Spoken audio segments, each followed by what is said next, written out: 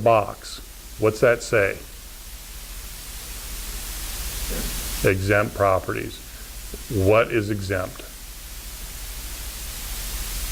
Just read it. It's there. Yep. What else? Yep. What else? Yep. And? Okay, those are commercial. Good. All right, so there's a list there. If it's an exempt property and they're exempt, the seller signs and dates that box, those lines, and we're done.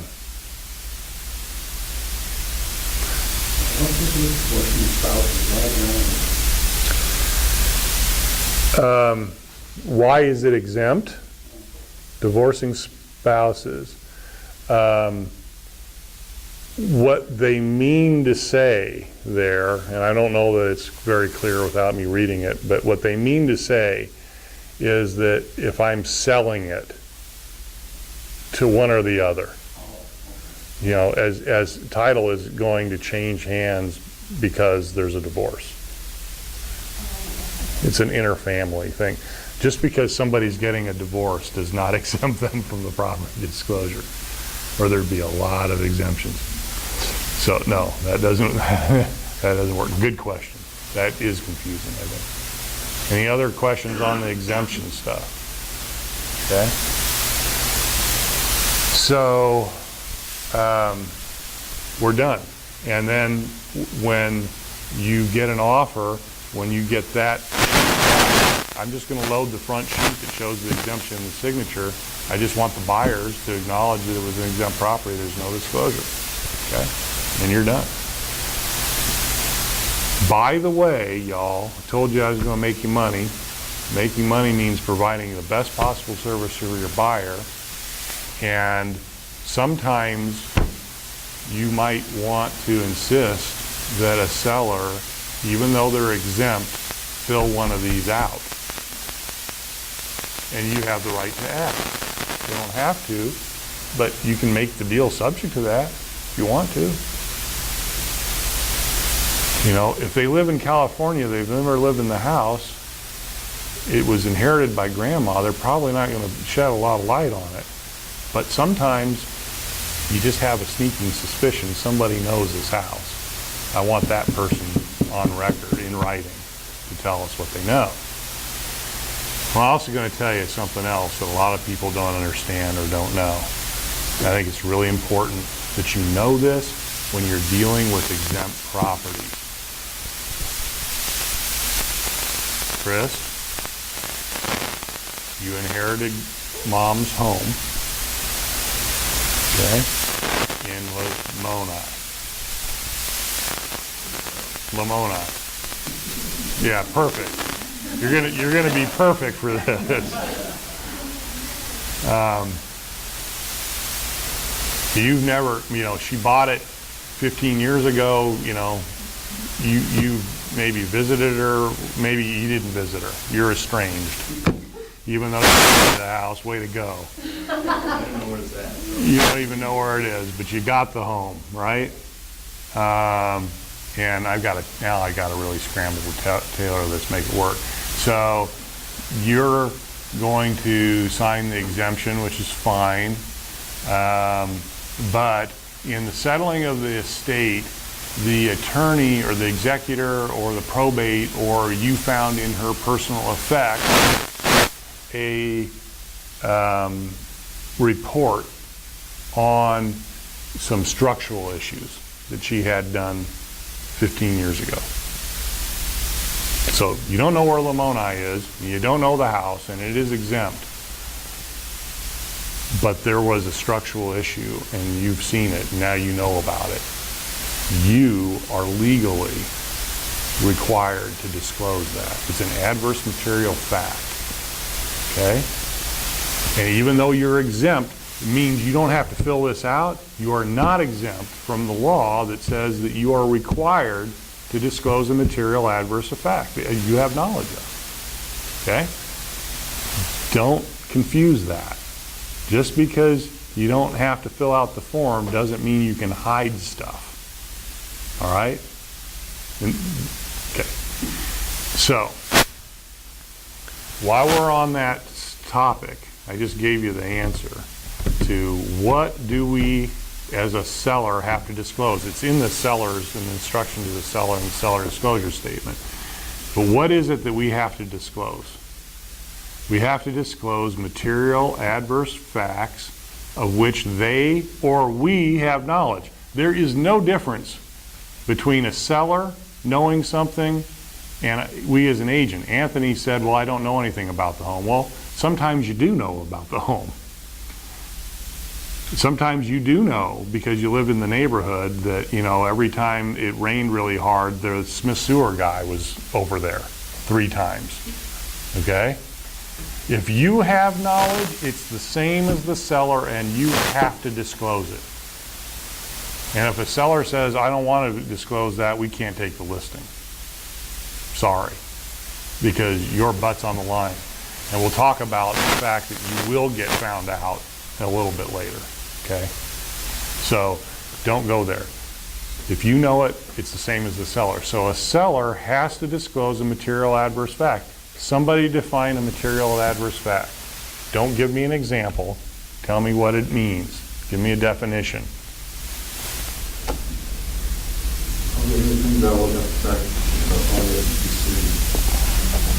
Pretty close. Material adverse fact is something that, if known, would affect a buyer's decision to buy the home or what they would offer. Okay? That's a material adverse fact. That's a key concept as you go through your career in figuring out this stuff. All right? I'm also going to tell you a policy that will serve you very, very well and will answer 99.9% of any questions you're going to have about this. If in doubt, disclose. If there's a question about it, then you need a disclosure. Even though it might be silly, once you've disclosed something, it has no power. It's right there. We told them about that. I had a mouse 5 years ago. You know, or a bat. I had a buyer yesterday I was showing who was like, oh, I'm so scared of bats. If this house ever had a bat, I don't want to buy it. It's like, oh, okay. New construction. I've been in new construction homes with bats before. Yeah. So, where were we? Oh, when in doubt, disclose. Okay. Once you've disclosed it, it has no power, and that's a good thing. It's a really good thing.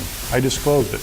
I did. You know, we just sold our house. I've got a 130-year-old home. I had, I think, 2 pages of extra stuff that I needed to tell them. You know, because I'm going to sleep at night, and I want my sellers to sleep at night. And I'm going to counsel my sellers this of any time ever in your life to be honest and transparent. Let's do it now.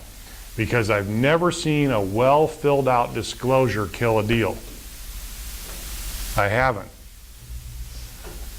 When I see a disclosure that everything's rainbows and sunshine, there's nothing wrong with the house ever, it's like ding, ding, ding, ding, ding, ding, ding, somebody's lying, or they didn't know how to fill out the form.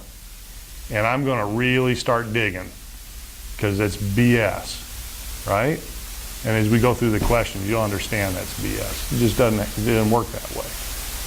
So when I see somebody's taken the time and the effort and they've detailed stuff, even though some of it's like, that's silly, you know, I get that, you know, who cares?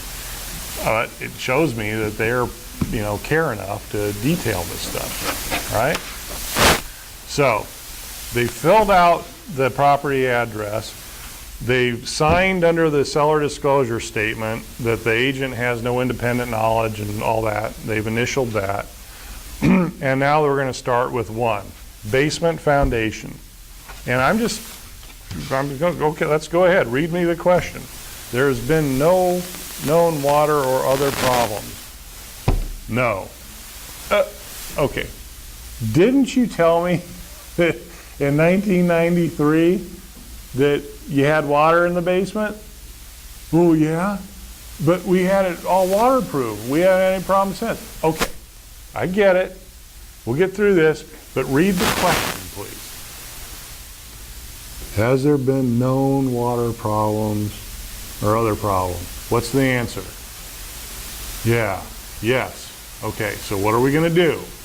We're going to mark yes, and then we're going to explain. Had water in the basement in 1993, had it waterproof, no problem since. Northeast corner of basement leaks in a heavy rain, runs down the wall and goes to the drain. I mean, is that going to keep somebody from buying a house? I mean, if it does, and it's an old house, oh my God, I'm so glad we told them, because they're going to find all kinds of other stuff, right? Okay? So this is where people need to be honest and transparent. So, Ruth, any known problems? No. What's the big giant stain on the bathroom ceiling on the second floor? Well, that was from the property when we bought it. And they had roof leaked and they put a new roof on it, so there's no problem. Okay, let's read it again. Any known problems? What's the answer? Yes. Okay, now explain it. Previous owner had a leak. The roof was replaced. No problem since. Did they know it? Yeah. Here, by the way, if you're listing a property, ask them if they have the disclosure from the when they bought and attach it. You talk about taking liability off your shoulders, off their shoulders. They can't go back and say, you know, you're going to see what we saw. Okay? That's gold if you can get it. And it just shows purchasers that you're going the extra step. You're being transparent. This is what we were told. This is what we know. Yes? With the whole disclosures on the MLS, so like if they let's say bought it 3 years ago, it's still on the MLS, disclosures there, do you have the right to give them that? Absolutely, and I have done that. In fact, thank you for bringing that up. God, that was gold. I just did, I had one. Oh, yeah. It was in West Des Moines. And so, nice house, they want to buy it, it's been on the market forever, and I went back, it'd been listed like 3 times for a couple years, and I went back, and it had water problems, the next one, there was nothing on there, and then the next one we had this repairs done, and then all of a sudden, nothing again. It's like, oh my God, this is bizarre. So we absolutely interrogated the agent and the seller. We got all the answers that we needed to, and I don't think that anybody is really trying to hide. I think it was just a case of people not really communicating. So we found out what we needed. That was, we can go back, we can pull that, we can present it for buyers. Absolutely, and I'm so glad I did. I'm so glad I did. That information's out there. We have access to it. And it's archived, right or wrong or otherwise. I think I have a duty to do that. Yes. What do you think, is it required by the MLS to put that disclosure on the MLS? No. So your agents have the option. I know that a lot of agents don't put, or are starting to not put disclosures on the MLS because of that very situation. Yeah, okay, if that's how they want to be. Well, I mean, if we take that to the logical conclusion, I'm going to say somebody's playing with fire there, because they're being less than transparent. I've heard a lot of Yeah. Yeah. Well, I would encourage them to put it on. It makes it a lot easier to make an offer, and if their reasoning for not doing that is because they think that somehow somebody 3 or 4 years down the road is going to come back and look at their disclosure, what exactly are they trying to accomplish? They're trying to hide something. I don't condone that. Okay? So, yeah. I just want to let you guys know. So, let's pick any known problem. So you can say no, or you can say unknown, or there's times in here where I'm never sure if it should really be a no or an unknown, because it's like either you're saying no, I don't have knowledge, or you're saying I'm unknown whether or not I have knowledge. Well, okay, yeah, I do. I know exactly what you're saying, and it's really common, so this is a great question, y'all. So let's just go right back to the question. Any known problems? That means in the past, present, any known problems.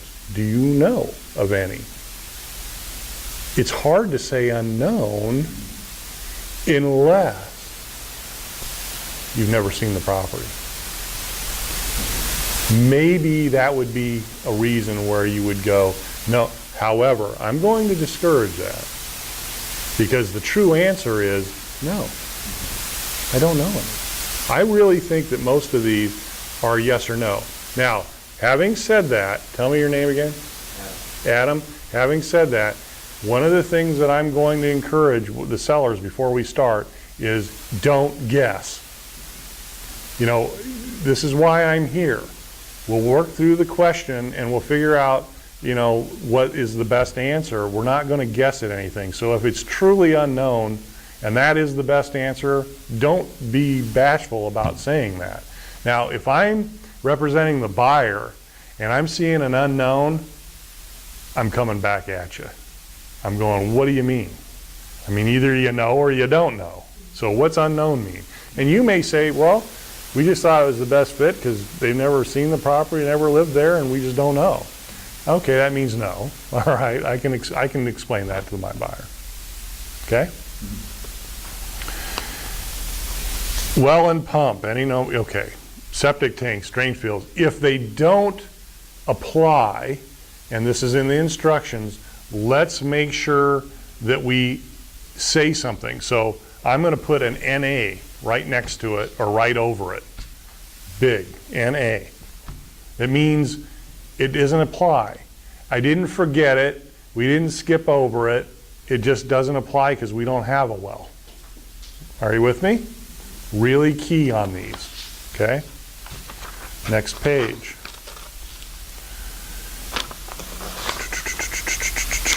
Sewer. Before you go on that one, so if it's a real property and there is a well, and if they don't know depth, diameter, etc., okay.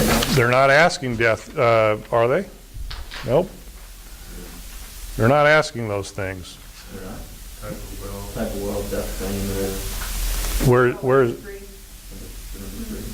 type of well, depth, diameter, age, and date of repair. So that good point. This is more than just one part question. So any known problems, you can answer that. Okay, then it obviously, if there is a well there, type of well, depth, age, date of repair, that could easily be unknown. The only well I've ever had on a property, I had that all done, so I know that. So I can answer that question exactly. And I can say, see report, and attach it. That's what I'm going to do, right? County here have any, They might. And most counties now are requiring a test be done, water test be done prior to transfer on a well. Dallas County for sure. So has the water been tested? You know, yes or no. If yes, date of last reports or results, okay? Septic drain tanks, just answer those questions. Page 2, you know, we could just go on and on. You know, and I'm just going to pick one out here. Let's take 6, heating systems. Any known problems? And they're looking at you and they're looking at their spouse and they're going, okay, we've been here for 10 years. The thermostat went out 8 years ago and we had it replaced. And they're looking at you. What are you going to say?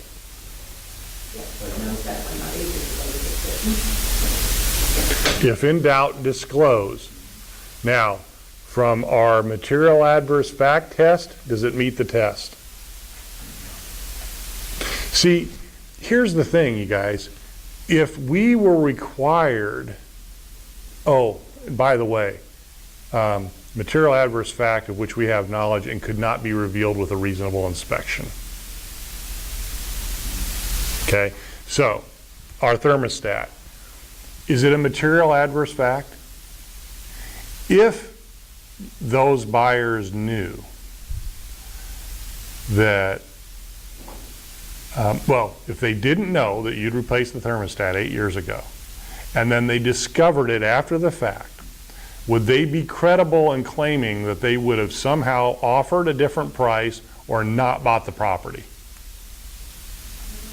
Probably not. Thermostats go in and out. It's kind of a maintenance thing, right? If they're asking me the question and I know of it, oh, let's just write it down. Cool. Done. Over. Not one more ounce of energy has to be spent on that, right? Okay? So, to my point about a reasonable inspection, are we required to put the crack in the picture window on this disclosure? No material adverse fact. Well, it might be, because those could be really expensive. But look, it's right there, okay? You know, do I need to disclose drywall pops? Do I need to disclose the crack down the living room ceiling in the drywall? Do I need to disclose the stains on the hardwood floor? Well, it seems like if you know they're dirty, might as well. You know, here's the thing. It's kind of like, where do you stop? You know, and the reason that's part of the law, thank goodness, is because you could have a 50-page report if you had to do that, right? Look, if that crack in the pane of the window is really expensive, I might suggest that we just disclose that. It's, you know, they've got curtains on it and whatever, you know, let's not take a chance. If the pet stains are under an antique rug, or the antique rug is protecting part of the floor and there's no sun fade, so there's really a difference between the two when you take that up, and we know it, I don't know that would be, you know, an easily discoverable thing. I'm going to have them disclose that. But walking around a home and seeing, you know, a drywall crack or a crack in a window, or, you know, that's a reasonable inspection, okay? And we're not going to warrant or guarantee that they're buying something that's perfect, that's just not real. It's not, what did I say, carpe diem? It's carpe diem. It's caveat emptor, and that's kind of where that comes into play, okay? So, you know, there we go. 10, pest infestation. Insects, bats, snakes, rodents, destructive, troublesome animals. Any known problems, yes or no, data treatment, previous. You know, this is where people get freaked out, and if in doubt, just disclose it. You know, our home has had mice in the past, and, you know, certainly when we moved in, and once in a while, we'll find one, you know, we'll try. I love that. That's like my favorite things. Rochelle just freaks out, and it's like, don't worry about it. And that night, and I wake up when I hear the trap go off. It's like, done, it's over. And then twice a year, I'll wake up or I'll walk into the house, and there'll be some gargantuan bat flying around my head. And, you know, we're in an old house, so I disclosed all that stuff. If there's, you know, anything, I think that's one that people get. Asbestos. This is an interesting one. Is asbestos present in any form in the property? That's an interesting way to put that question. Now, this is probably going a little bit too far, but this is the road that I usually go down with. Yeah, Kristen, is there any asbestos in your home? Not that I know of. Okay. What was the year that they stopped doing it? Oh, they didn't. Oh, they didn't? Are you an asbestos expert, by the way? No. Okay.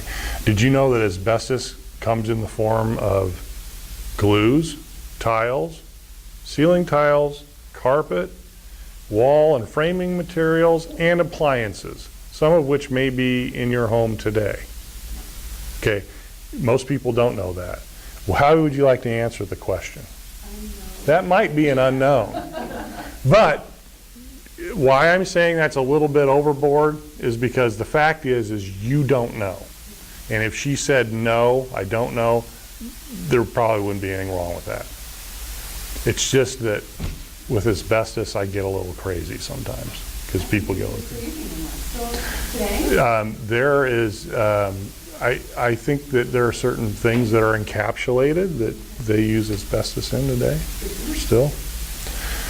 Radon. Here's one that people get tripped up on. You got to read the question. We don't have radon. Or, we have a system. Well, that's not what they're asking.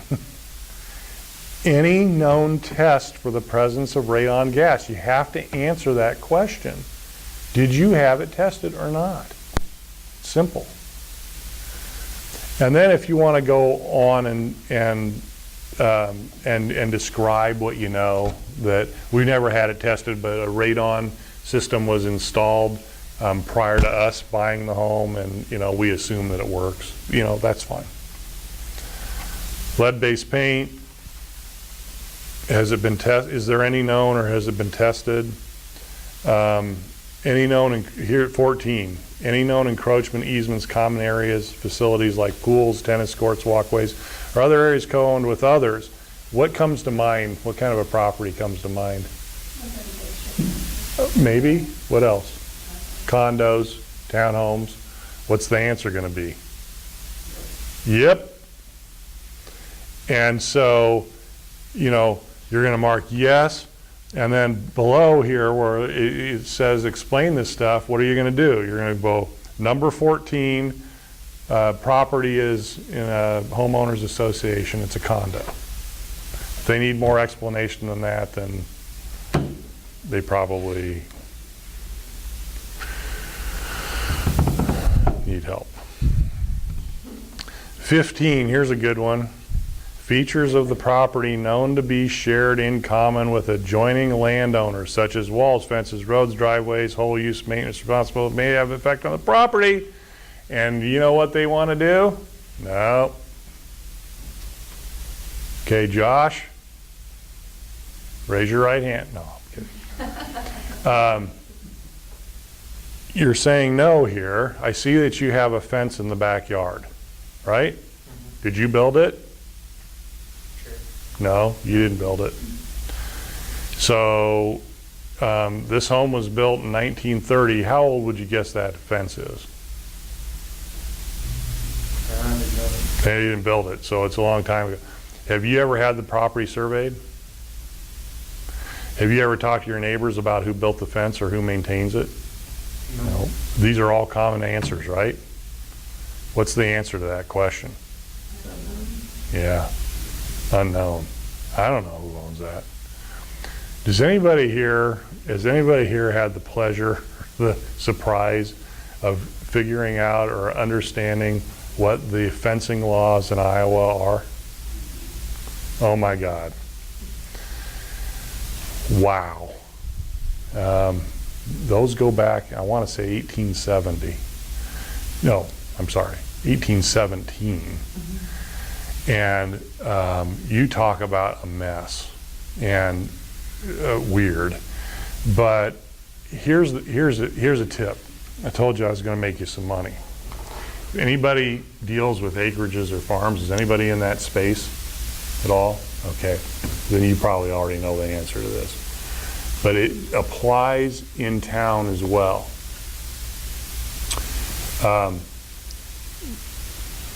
First of all, if you're in an acreage or if you're in a farm and you're looking at your fence,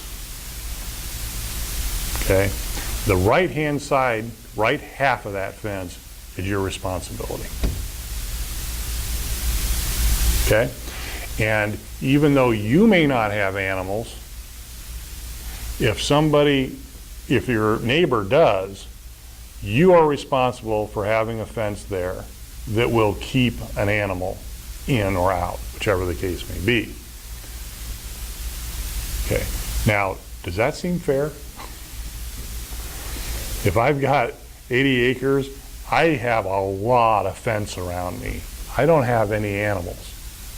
But all my neighbors didn't either, but all of a sudden they want them, and they come knocking on my door and go, hey, guess what? All your fences suck.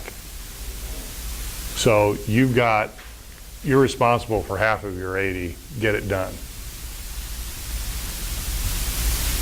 Well, it's only 20 grand. I mean, no big deal. It's not but you are. And if you don't do it, the state's going to come in and make you. And you got to do it anyway, because if their cow gets out and they find out that it was your fence and it got on the road and killed somebody, you're going to be responsible. Okay, so that's just kind of almost an aside. Here. Is that the case even if the fence is, say, a couple feet inside of the Yes. property line, they still? Yes. Yeah. Yeah. Absolutely. Yeah. It's so arcane and bizarre, and people. Oh God, yes. I mean, classic Hatfield and McCoy stuff. You wouldn't believe. You start talking to some of these these attorneys will tell you about farmers who will put up a fence, and the next day their neighbor's got a bulldozer taking it out, and they're flying at each other for years and never really get it resolved. And we've had some notorious cases here where people were shot, killed over this stuff. So here it gets worse. So, and this happened to me. I figured this out after I bought this property. Not only was I responsible for my right-hand side, the left-hand side was flat, tillable ground. Easy, right? That was my neighbors who had the cows, not me. My right-hand side was a frickin' canyon ditch, which is, from a practical standpoint, impossible to fence. It's really expensive, and you've got to maintain it constantly. And I had to do it. Okay, that's one thing. Here's the real bugaboo. If you're dealing in town or out in the country, you can go do the survey all you want to, but if there's a fence or a commonly acknowledged property line, and usually it's a fence or a wall, it's been there for 10 years or more, guess where the property line is? That's it. So when I bought this place, and we were going to put the fence in, I had it surveyed. That fence was in on my property. Well, it ended up being about 3.5 acres. And my neighbor said, that fence has been there for 100 years. That's the property line. And he was right. Pissed me off, but he was right. Yep. You said that's only fences, or if there's some... Property, it's not just fences, it's a property. If there is something there that people have acknowledged would be considered to be a property line or a barrier, that's it. Yep. So be careful. Buyers need to know that, they can go do their survey, they can do everything, but that doesn't mean that they're going to get it. All right? Yeah, they're my neighbors. Yep. Back to the people you bought it from? There's this little thing called more or less. So the answer is no. And the reality is it was an estate, and I got an unbelievably good deal, and I would be embarrassed to go back and fight. It doesn't make any sense. So, you know, it's just a lesson learned. I'm glad it was only 3.5 acres. So, all right. Feature. Structural damage, any known structural damage. What is structural damage? Okay. Physical problems, any known settling, flooding, drainage, or grading problems. This is where consistency counts. So, is it Sam? If on page 1, that first question, you said the basement flooded, what are you going to say on 17? Yes, C number 1, right? Okay, you got to be consistent. Is the property located in a floodplain? How would you know that?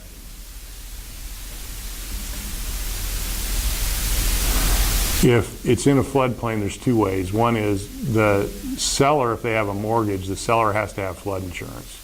So you can just ask them, do you have flood insurance? Second thing is you can call the city, they have flood maps. You give them the address and they'll tell you. There's also a link, is it the RPR link, I believe on the MLS that will tell you that, I think. I don't play with it that much, but Severy, do you know that? Whether there's flood cert maps on our MLS or not? Okay. Simple call to the city, and there are plenty of flood zones. I mean, the thing is, and it's maddening, they change all the time, and when people look at it, appraisers, when they go out and do it, they do flood cert, or they hire somebody to do it, and you can get 3 different opinions, but at the end of the day,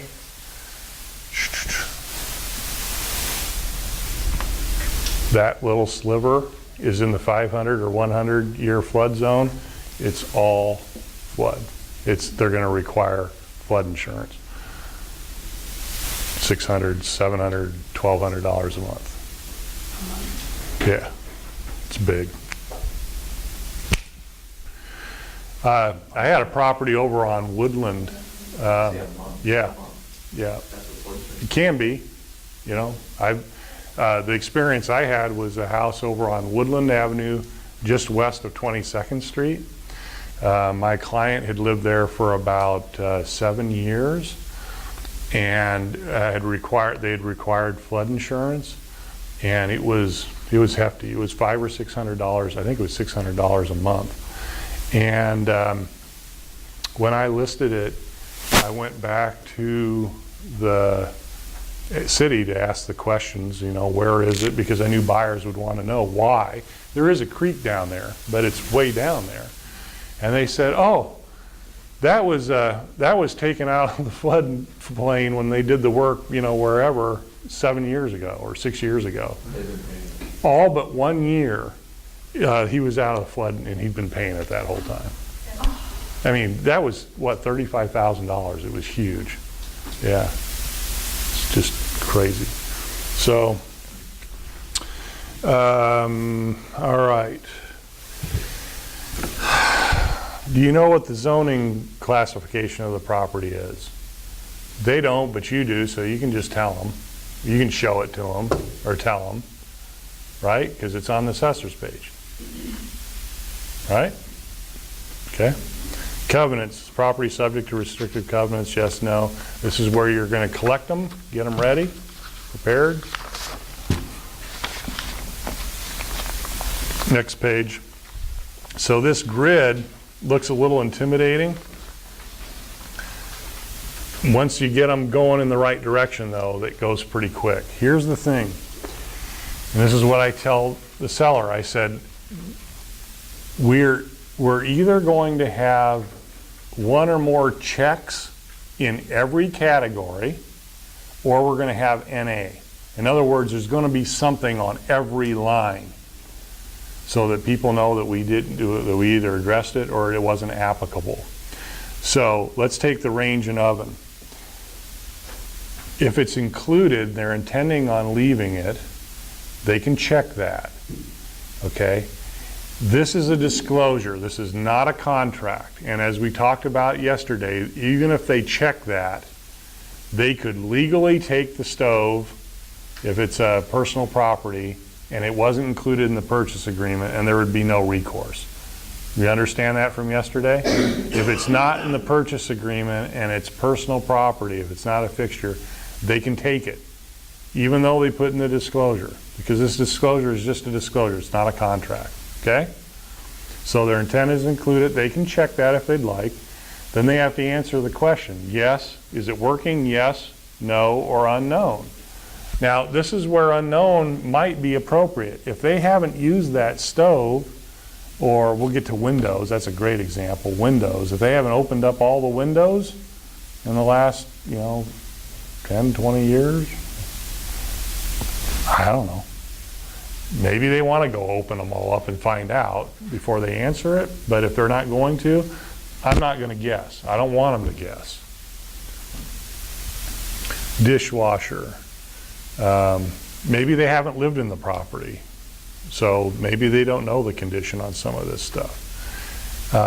TV receiving equipment. This is the first one usually you get the blank stare. So I go, okay, do you have cable? Yep. Do you have a dish? Yep. Okay, just put that on there, cable and dish. All right? And check if it works or not. If we want to be more specific and just say we'll leave the receiving box, that's fine, or taking receiving box.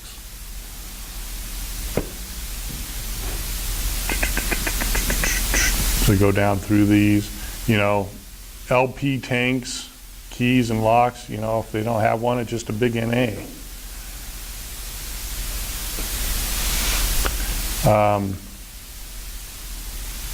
On the right-hand side, it's a repeat.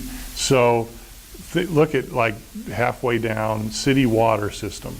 Why isn't there a box to say included or not?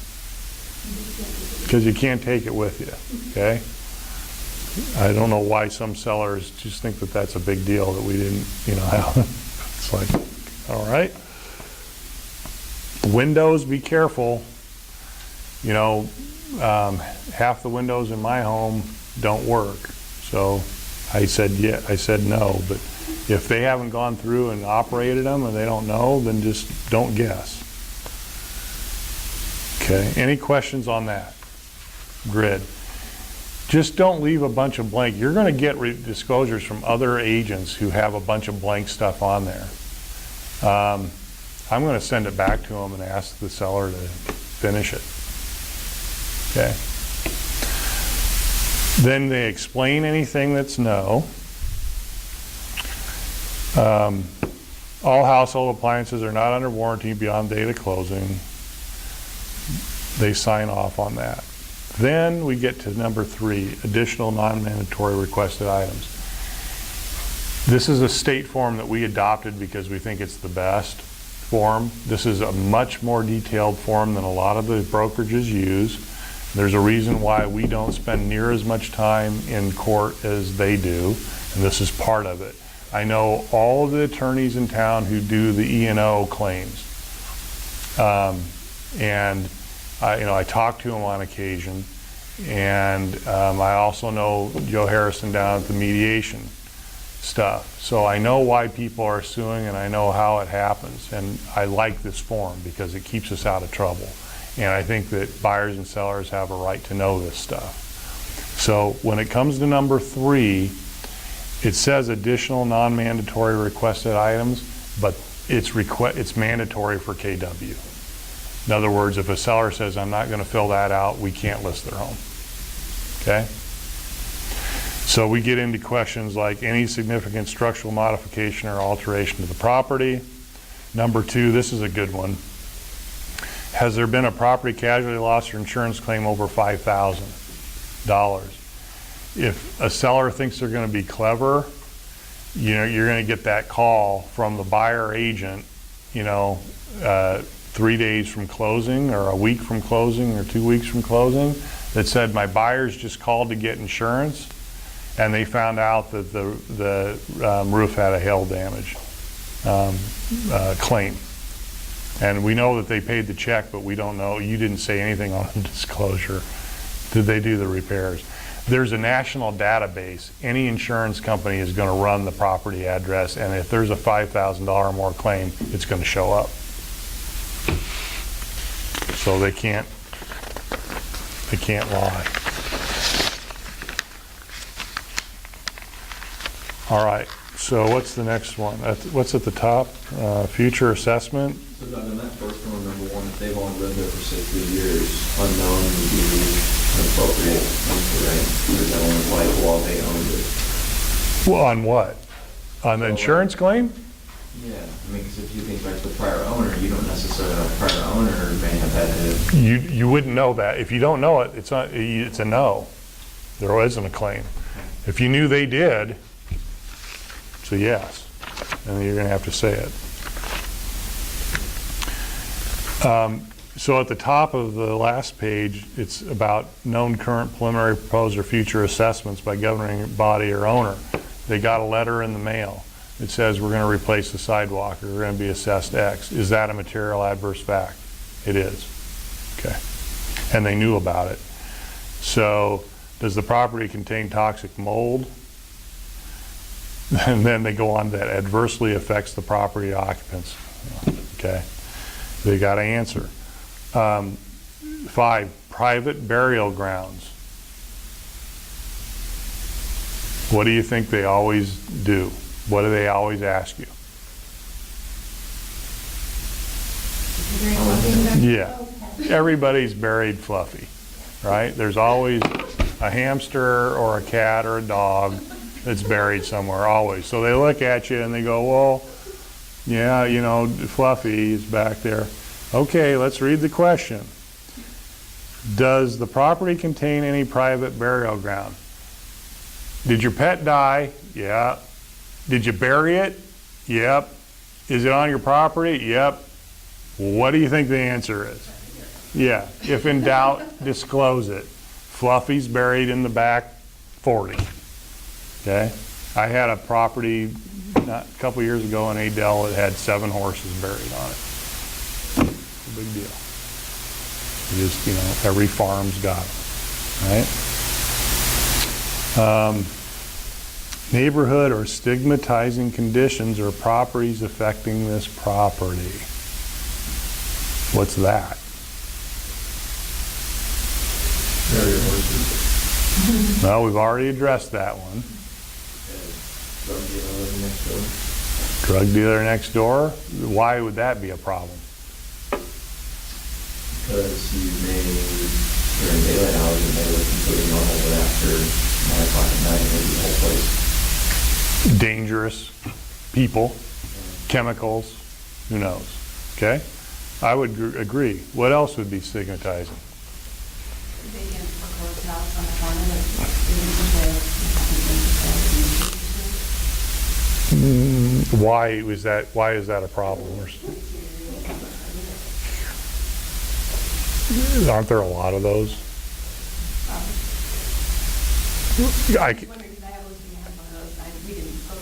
Okay, I wouldn't either. I can see it. I can see that it's deteriorating. I don't know why it's stigmatizing, unless that's did your seller say that's why they're selling? No. Okay, interesting question, but and you know what? If in doubt, disclose it. Vacant house on the corner. Yeah, we knew that. Okay. What else? What's that? Violent crime sometimes, yep. Now that's interesting because do violent crimes happen in homes? Is it a material adverse fact? Did it happen 10 times? Did it happen once? How long ago? You know? So murder, suicide, haunting, people dying. My house is 30 years old. Has somebody died in my home? Probably. There is a house on 35th Street in West Des Moines. 3 different owners had multiple murders in the house, one after another. Is that stigmatized? Yeah, I think they actually tore it down finally. It was just evil.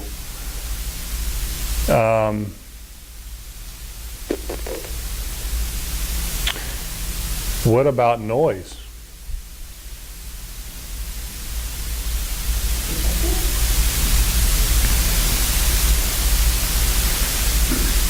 Every weekend, the parents leave and the neighbors rave all night long. Loud music, lots of parties going on. They wouldn't know it because they went and saw it today. Does that need to be disclosed? Well, would you want to know? Okay. But I wouldn't want to tell if I tried to sell a house for that. Okay, and you know what? Let's talk about that. What's your answer going to be when that happens? Well, what do you guys think? You have to. You have to. Well, why? I mean, if I do that, somebody's not going to buy the house. Exactly. So you're going to dupe them into buying the home, and they're going to move in, and they're going to have a huge problem, and guess what they're going to do? They're going to sue the pants off of you and me, and rightfully so. Because you told me this is one of the reasons you're selling. Why would you do that to somebody else? I mean, frankly, I don't want to even deal with somebody who thinks that way. I'm going to be out of there so fast I can't. I mean, I'm going to suggest to them that we have to disclose it, and I'm usually pretty persuasive at that. But if they're insisting on it, I don't want to deal with somebody like that. I mean, they're just going to go out and dupe somebody. Forget it. Not a party to that. I don't want to even deal with people like that. I don't want to know people like that. Okay? So, what is on the law, on the books, this is probably in your test, that was considered a stigmatizing issue that is you're legally prevented from disclosing? Nope. Sex offenders are big ones. That's a big hot topic, yeah, but that's not it. The presence of AIDS, or somebody who has AIDS in a home, is legally protected. You cannot disclose that, okay? Which is silly because it's not a hazard anyway. But when it first became an issue, it was an issue, and they passed a law that says you can't, okay? So we've kind of covered the gambit. Noise, haunting, suicides, all that stuff. So here's the thing. Yeah. What else? What would you do if it was backed up to a school and it found, it's a school, you listed it in the summer and there's no kids, but they're experiencing that falls during, are always coming in, kids are climbing over to grab the ball and go back. Even though it's obvious because there's a school or a golf course, like it's obvious there's a school, this is what happened. There isn't always black and white, is it? So how did you know about that as the listing agent? How did you know that? Because they said it. They said, it's a pain. I'm selling because I had my third golf ball through the... Yeah, you're going to have to disclose that. If you're just assuming that because there's a school there, I'm going to say be careful because maybe it doesn't happen. But if somebody's giving you that knowledge, I'm going to tell them, yeah, I think that's disclosable. Here's the thing: if you make that decision and and you don't disclose it, and somebody else thinks it is, it's a problem. Once you disclose it, it has no power. And if somebody's mentioning it, it was enough of a problem to them that they mentioned it. So let's disclose it. I think that's the right thing to do. Yeah. Sex offender, you said it's not for Oh, well, is it a material adverse fact? For some people, it would be. Absolutely. The thing with sex offenders is you got to be really careful in this day and age because it's an emotionally charged issue, and there are databases out there, that people can look at. The problem is that they're wildly inaccurate, and from a practical standpoint, this is opinion and editorializing on my part. I'm not so worried about the ones who are on the register. I'm worried about the ones who aren't. And there's a lot of them out there.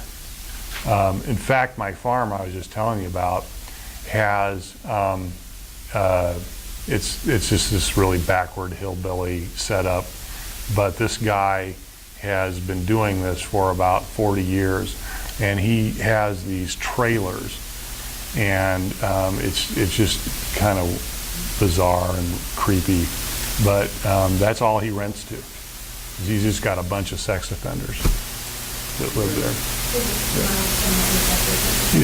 It's kind of rural, and you know, he does it for the money because he rips these people off. But what he says to everybody is, you know, somebody's got to give them a place to live. So he kind of comes off as a humanitarian. The thing is, they're, you know, and the county has put a ton of pressure on him to clean up the act because there's a lot of bad stuff going on over there. And a lot of that's gone away.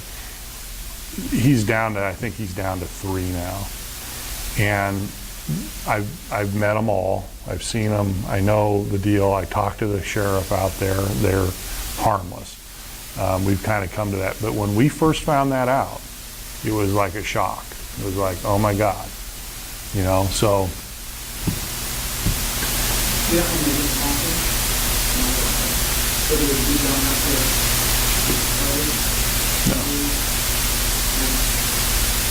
to. Unless it's a material adverse fact. If there is a, I would say if there's a sex offender living next door who's, well, here, let me give you an example. I just had a listing in Ankeny. This odd that we're having the conversation. Client, repeat client, Ankeny says I got to sell this. It's a rental. Nice house. Went and looked at it. He told me right up front. He said my tenant. 3 years, great tenant, he's going to prison. He's an attorney, so I thought, oh, okay, whatever, he's going to prison. Didn't think anything of it. Go through the house, nice house, whatever. And perfect segue into my final point here. I go back out because I'm helping coordinate the painting, and guess who shows up? Nope. The neighbor. And man, bleh. So this guy is in prison because he's been indicted for making videos of kids in that house. Pornography. And it's like, oh God, you know, really? So I'm calling my attorney client who should have known better, and I called him on it, and he did the right thing. I mean, I said, look, we've got to disclose this, and he agreed, and so we did, and we sold it right away, and you know, it obviously didn't bother these people. So here's my point, and my point is this: sellers, agents, buyers will never get away with it because there's always an Opie. Remember Opie? Mayberry RFD, Sheriff Taylor's kid, right? Mayberry was our collective innocent, you know, truth-sayer. Remember the episode where Barney gets his real estate license? This is classic. Go find this on YouTube. Barney gets a real estate license. This is the best. And, you know, Barney's showing through these, Sheriff Taylor wants to sell the house. He shows through prospective buyers. Ooh, they're asking questions. Is the roof leak? No, it's great. How's the plumbing? Oh, it's fine, it's great. They leave, Opie goes, Pa, why'd you tell that to them? You know when it rains you gotta put buckets up there, and every time you turn on that faucet it sounds like somebody's hammering. And he said, oh, Opie, that's just what everybody does. That's part of selling a home.